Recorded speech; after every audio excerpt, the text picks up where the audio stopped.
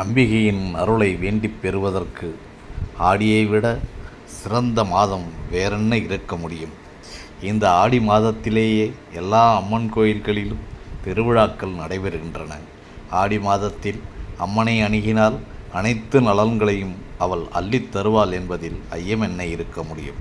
ஆடி மாதத்தில் அம்மனை மகிழ்விக்கும்படியாக எத்தனையோ விழாக்கள் நடைபெற்று கொண்டிருக்கின்றன. ஆடி மாதம் முழுவதும் ஒவ்வொரு நாளும் அம்பாளுக்கு உகந்த நாளாகவே இது கொண்டாடப்படுகிறது. ஆடியில்தான் பெரும்பாலான அம்மன் கோயில்களில் திருவிழாக்கள் நடைபெறுகின்றன. அம்பாள் என்னவெல்லாம் தருவாள் என்பதை அபிராமிப்பட்டர் இப்படி பாடுகிறார். தனந்தரும் கல்வி தரும், ஒரு நாளும் தளர்வறியா மனம் தரும், தெய்வ வடிவம் தரும், நெஞ்சில் வஞ்சமில்லா இனம் தரும், நல்லனை எல்லாம் தரும் அன்பர் என்பவருக்கே கணம் தரும் பூங்குழலால் அபிராமி கடைக்கண்களே என்கிறார் அவர்.